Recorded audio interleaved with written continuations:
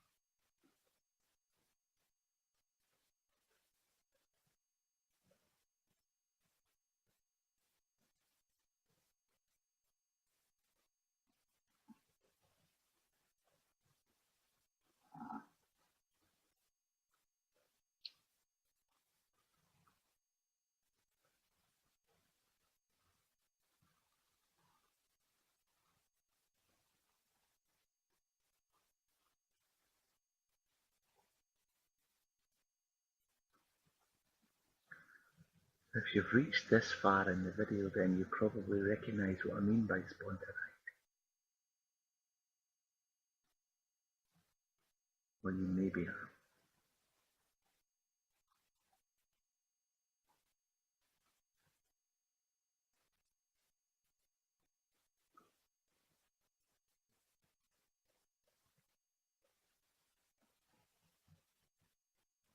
Dissolving into spontaneity.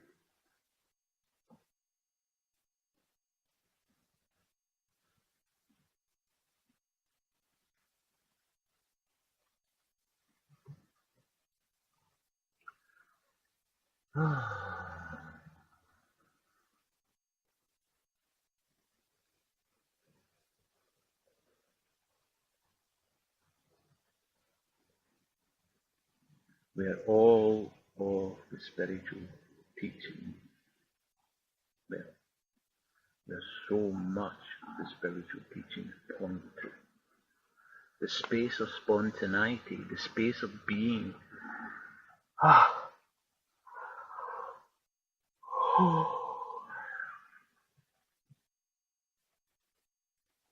At some point, something's going to move, something's going to change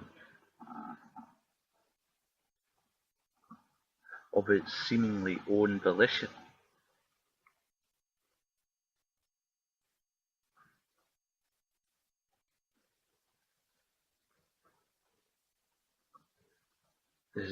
Everything's already moving, living, dying, from quantum particles to planets and suns. Life is moving all the time, birthing and dying. So it's like a spontaneous movement of life, even right now. We are growing and dying. The cells are in our body are like busy moving, our heart's beating, and so we might feel that nothing, from the mental perspective, that nothing is going on, but everything is going on spontaneously.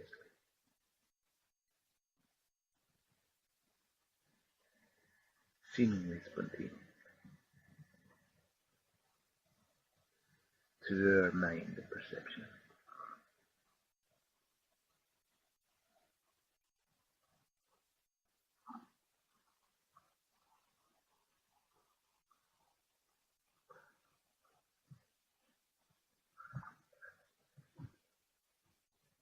But it's like everything is moving according to a calculation. By considering it mathematically, the whole function, apparition of creation and life scientifically can be measured in terms of mathematical sequence. That's as far as I can go with that, because I was never very good at sums at school.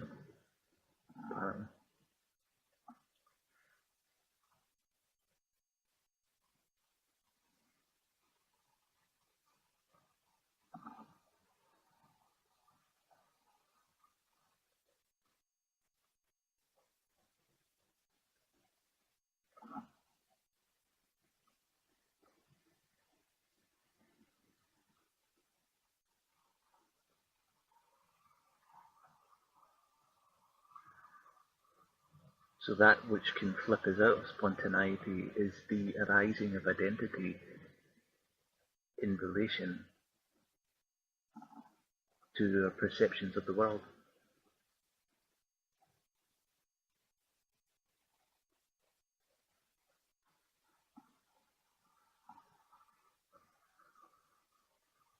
I am this, and this has got to happen. I am this, and there's a problem I need to fix.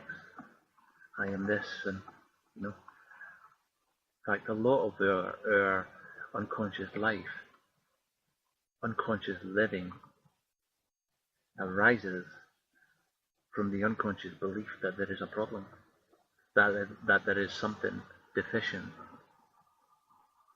requiring fixing.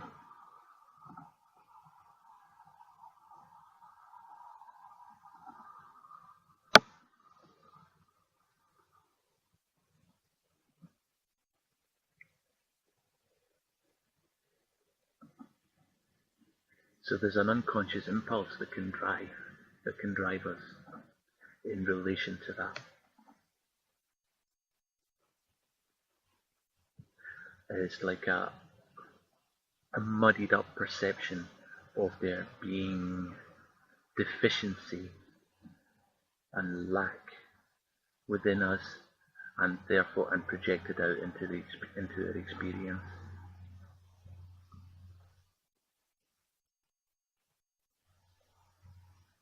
So we may harbour unconsciously the feeling of, oh, there's a problem that needs to be fixed. There's a problem with that person. There's a problem with that situation. There's a da-da-da-da-da-da.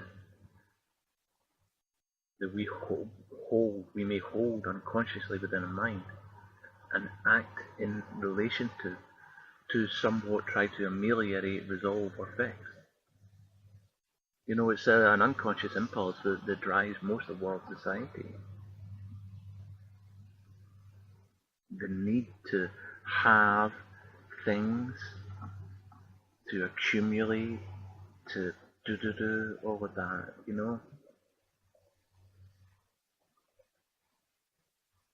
Yeah, I need to get a job and earn money, or else I don't know, or else it's too scary to think about. I'll die. Just as an example.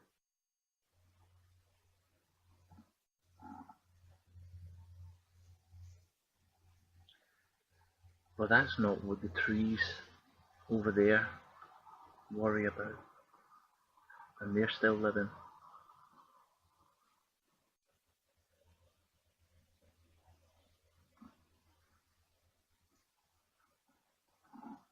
So how are they living? They're living because of their relationship with the air, and they receive nutrients from the air and the ground that they are on.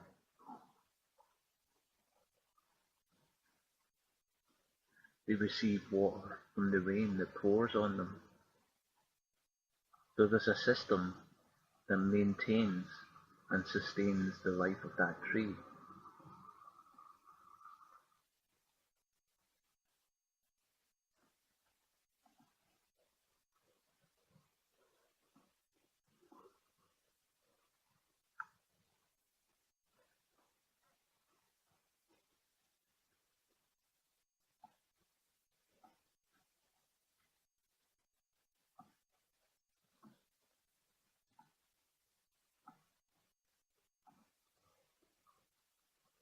So there's no rain occurring just now for the tree that's out this little window in front of me.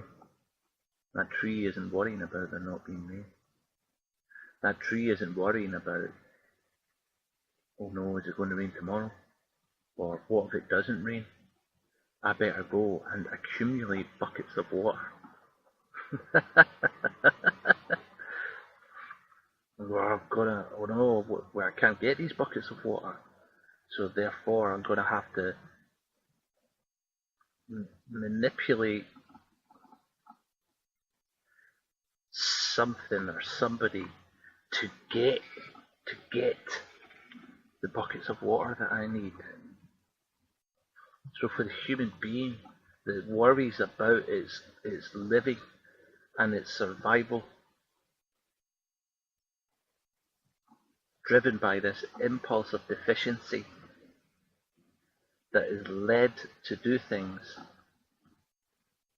for the seeming amelioration of the deficiency. Therefore, it's an unnatural action driven by misperception. So the human may then go do jobs that it doesn't like in order to make some money, to live in a home, to keep itself safe and things. But it's driven from the initial misperception and other scales of that initial misperception, that initial impulse, subconscious impulse that drives the sense of deficiency and lack in people who feel the need to accumulate, conquer and control out of that initial misperception. So in all the many ways that can happen in the world, that is happening.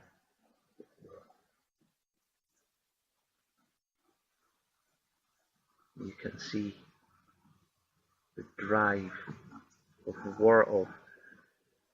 a collective society from an initial mistaken impulse, perception, and is something that's resident within the collective, and therefore for ourselves being part of the collective, it is or has been resident within ourselves too. The mistaken impulse, the mistaken perception of deficiency, and the subconscious impulse that arises, reactive impulse that arises as a result.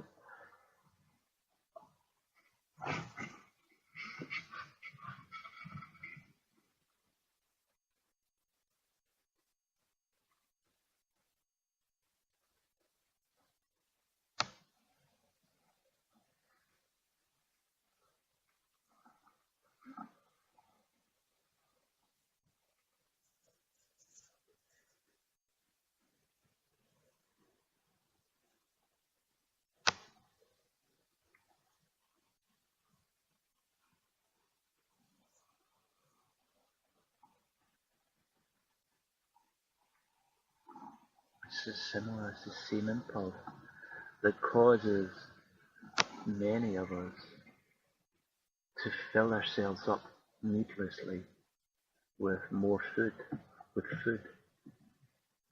fill ourselves up with food in a way that our body doesn't actually need, to fill ourselves up with intoxicants in a way that harms us.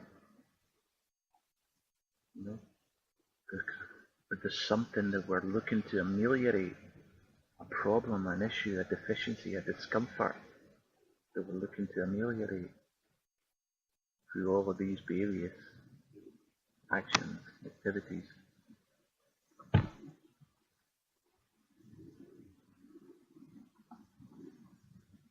So it's a very, it's a core wound for humanity, a core wound in us all. It's that overall which is causing us to kill ourselves, kill the planet, and kill ourselves. Strange, isn't it? So, really, the identification, recognition, identification, realization of this can lead to its resolution in ourselves individually. We're not going to resolve it in the world overall, but we'll resolve it within ourselves individually. And it's the only chance we've got. It's a deep, deep wind. Core, core, core misperception. Core misperception over our existence. That we are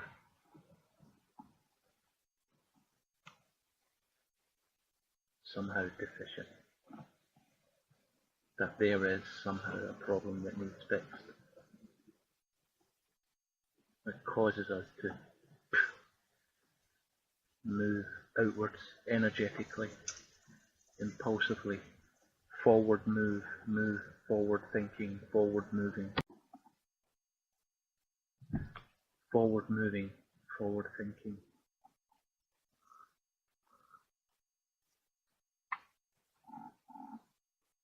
Turning out away from the presence of being, the spontaneity of life, the intelligence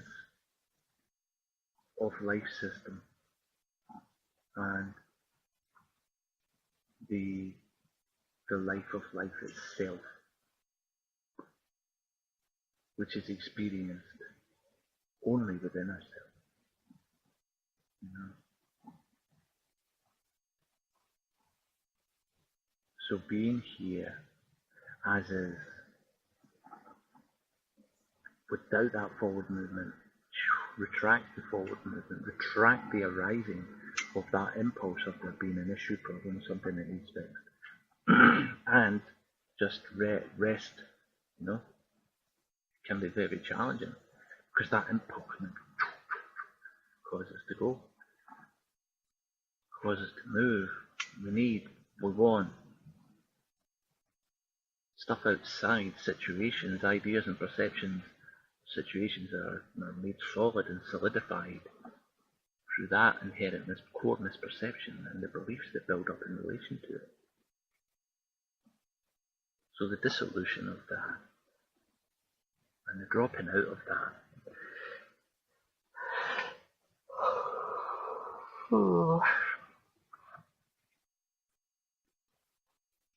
is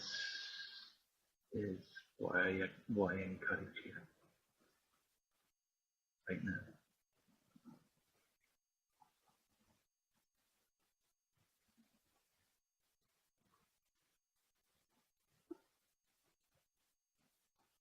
Spontaneous movement of life, living of life is occurring. It's a different movement. It has a different feeling quality to it. It's spontaneous. It just moves. It talks. It moves. It doesn't need to think about it. But the other movement, the misperception, is like an emotion, like a charge, subtle charge behind it. Sometimes a very significant charge behind its movement. And within that charge, that internal conglomeration of emotional charge, you know, because it's very physiologically linked, of course, within ourselves. So it plays out in our nervous system, our emotions, our bioenergetic field, and emotions and psychology. So it has this distorted energetic charge, and psychologically speaking, also has within that unconscious beliefs about things. And that's what drives. I've got to get, got to have, got to consume. Whereas the other movement, spontaneity of life, can lead us to doing things that need done, but without the misperception and emotion behind it, the unconscious beliefs and the strain and stress. Spontaneous movement of life will allow things to be done anyway, and not according to our internal system of belief, but in according to its own intelligence. It's challenging. It's challenging to resolve into the space of spontaneity, into the space of of giving up, of giving up the other movement. First of realizing the other movement, and then of giving it up. It's an internal fluctuation. It's like realizing it, seeing it, feeling it.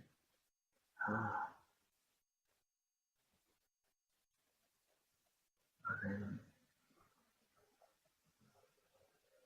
not giving any further energy or life to it. And allowing it as a wave to just crash against the shore and just dissipate.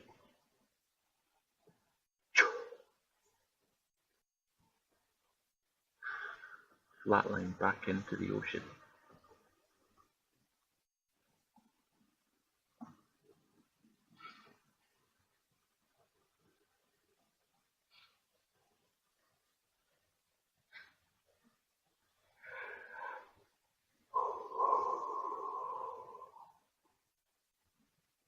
There's challenges. There's a lot of spiritual teachers and people that speak from this perspective,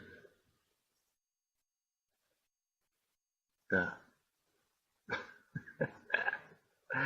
when communicating to people that are listening to them, even there's students and people that are working with them, communicate from this perspective. But communicating from this perspective to somebody like ourselves, like anybody who have lived a life motivated from that mistaken perception, doesn't necessarily do them any benefit. Because living a life motivated from that mistaken perception causes, over time, creates over time within ourselves, within each other, within the person, physiological damage and energetic distortion and psychological disturbance, psychological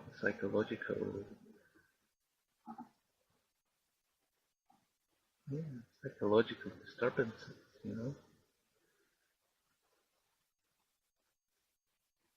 And these things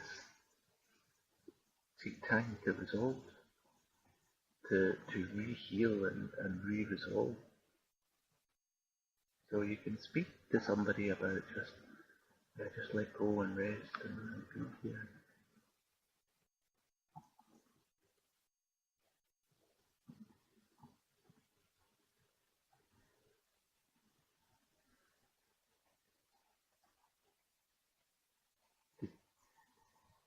To jump between where that person may actually be and of the space that's being communicated is such a gap, it's such a physiological, physio-energetic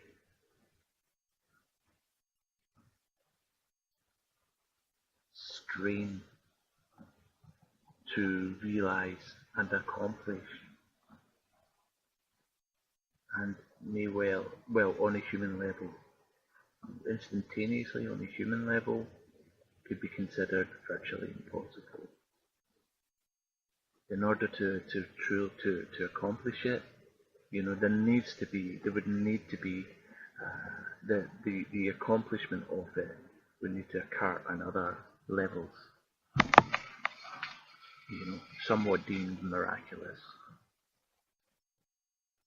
for a person to instantly go from that to that, after having lived a life so much of, from the mistaken impulse, from the mistaken perception, going through all the physiological damage of that, and then to instantly just go. It would take some significant healing, miraculous healing, inner self in any person for that to occur. So that's why it's not always practical or beneficial for teachers and spiritual teachers and things to relate purely from this perspective. All is of spontaneous movement. There's only there's only one level of expression, and wouldn't always help their students.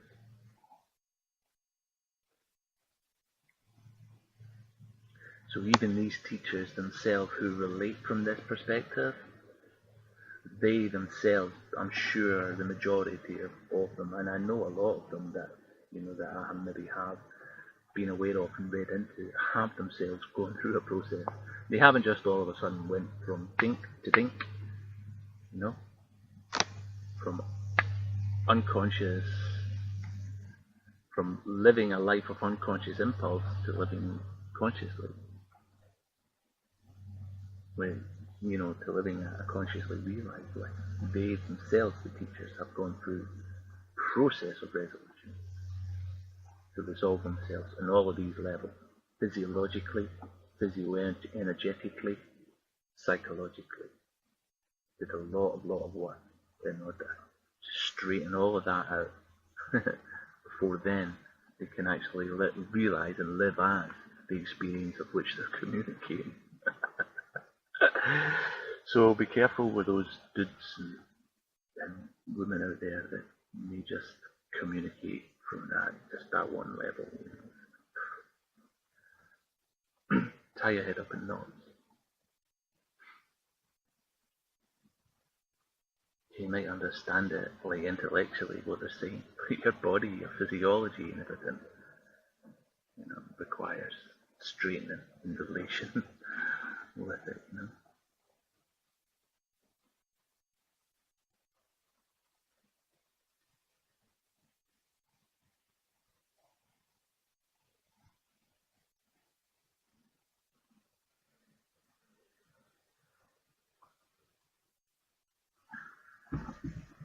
Thanks for joining.